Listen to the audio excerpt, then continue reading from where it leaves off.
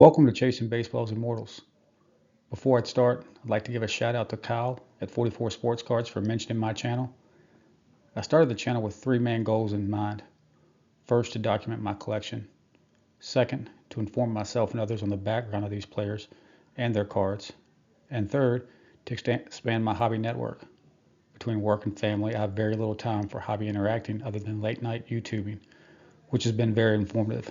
So Kyle, thanks to you. And if anybody else is out there watching, feel free to provide feedback and comments on the content or ways to improve. I'm still refining my creating of videos.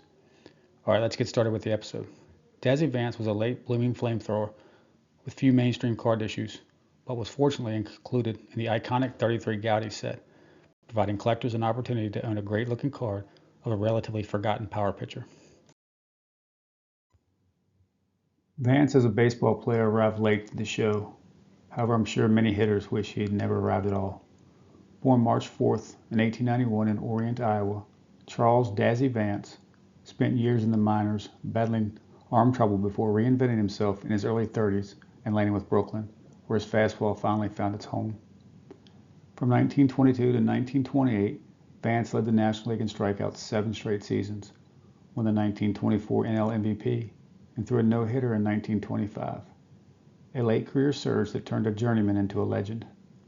Vance combined a lively fastball with late movement and fierce competitiveness, compiling 197 career wins and 2,045 strikeouts, numbers that earned him Cooperstown enshrinement in 1955.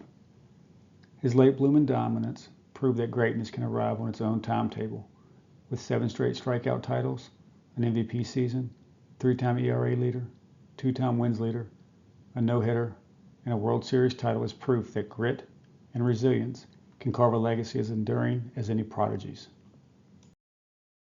The 1933 Goudey set was produced by the Goudey Gum Company. The 239 card set was the first sports card product packaged in bubble gum in every pack.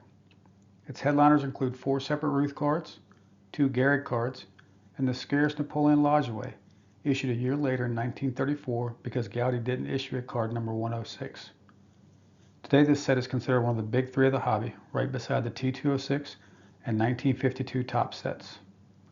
Vance appears as the number 2 card in the set, and is considered a low number, which are seemingly a bit more scarce than the rest of the set.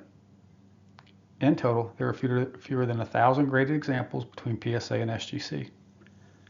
As with all Goudey cards, collectors can expect to pay a premium for any card in the set. However, Vance, in my opinion, generates a little extra premium. Perhaps it's because it's a low number, or is one of his 2 mainstream issues, or maybe it's the visual appeal of the card itself. Whatever reason, I had sticker shock on the price. I had assumed when targeting this card, I would be searching for a PSA 3 or 4. However, when I saw PSA 3s were going for nearly $500, I needed to rethink my strategy. Even nice PSA 2s are selling for almost $400. And of course, my luck, it does appear that over the last 2 years, this card has seen substantial increases in sale prices, nearly doubling, according to Card Ladder. All right, now we'll take a look at my card. Here's my example of the 1933 Goudey Dazzy Vance. As I noted earlier, it took me a while to search for this card. It's a more recent acquisition to the collection.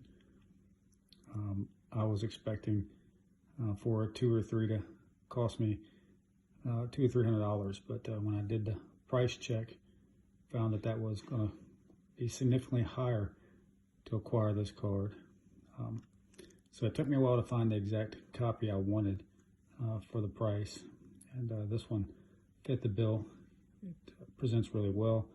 It's well centered. There's not a lot of snowing on it. Those were common issues I found. They would be off centered. They would have a ton of paper loss or snowing around his face and on the red. But this one